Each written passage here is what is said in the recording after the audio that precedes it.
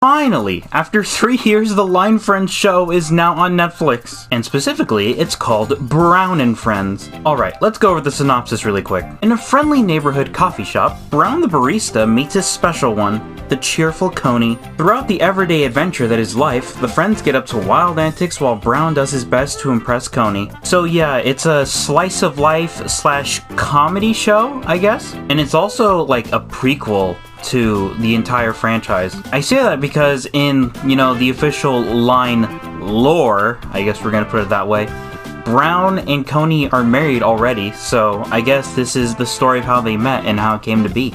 And yes, it's very cute and very sweet. Let's go over the characters themselves. The Line Friends.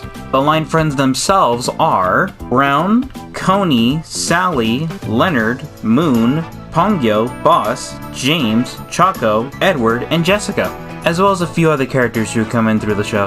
They all have very likable personalities despite, not being able to talk.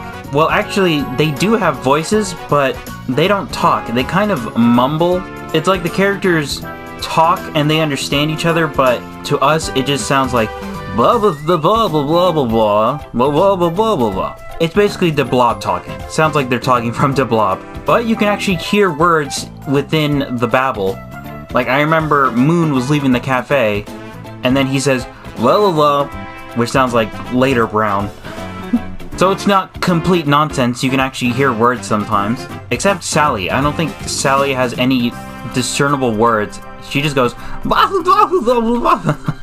In terms of story, there is an overarching, big storyline between Brown and Coney throughout the 18 episodes. But for the most part, each episode is split into 3 segments that each have their own mini storylines in them.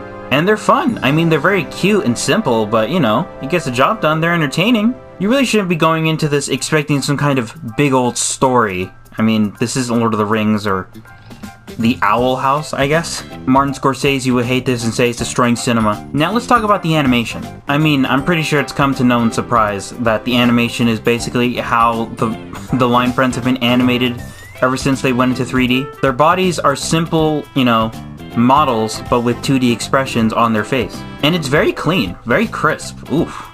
It's very nice to look at whenever their expressions change on a whim. And they look just like they do on the Line Friends stickers.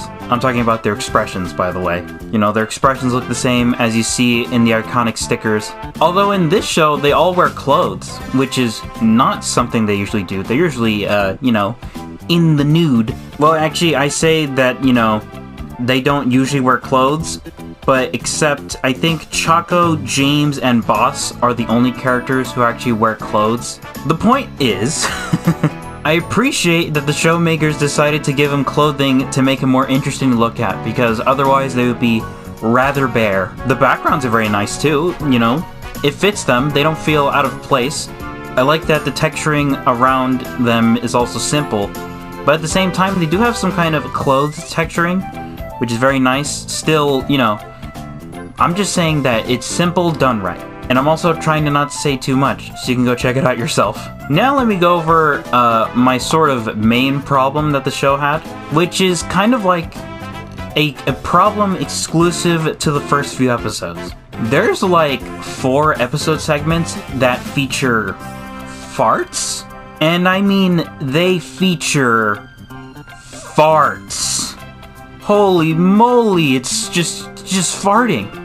There's an entire episode just about farting, and it's crazy. But, the weird problem I have is that it's just so wild, and it's at the beginning of the show. Because after, the first 5 episodes, the farting just goes away completely. It never happens again. I wonder if the studio had some kind of quota, hey, we're making a kid show. You gotta have this amount of farts in it to make the kids laugh or something. And then they were like, oh, we have an idea. We'll just use all the fart quota in these first couple episodes. And then they approved. And then they were like, okay, now let's focus on cute, fun stories for the rest of the show. It's weird. It goes away. Out of, 60 episode segments in total, only 4 of them have any farts in them. But in those 4, the farts are intense.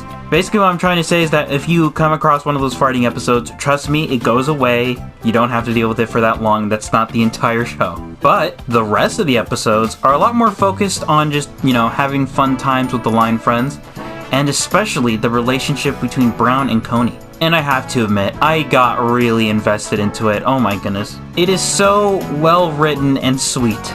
There's some romantic moments between them where when they came up, I have to admit, I kind of gasped and I was really invested. I'm not afraid to admit it, they're cute. You gotta love them. But don't get it twisted. Just because the show is cute doesn't mean it doesn't have some of its emotional moments in there too. Okay, they're not gonna make you cry or angry moments, but you feel bad for something that happens to a couple of these characters. Especially Brown. Whenever something bad happens to Brown, you just... he's so nice and considerate that it's whenever something bad happens to him, it's oh, he didn't deserve that.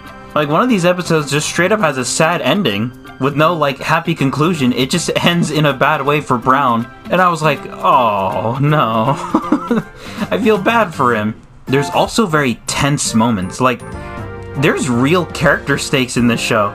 You would not expect life and death scenarios, but they're there. They're actually there, and they feel real. So to conclude, Brown and Friends is an adorable little show, and I will say that if you are willing to skip, the episode segments where there is farting, which thankfully they're not very integral to the story, so you can, then I suggest you do so. Because the rest of this show is just very fun, very funny, and very cute. And I'm gonna give it an overall grade of a B+. It has its tiny little flaws, but you know what? It's still a very cute and lovable show.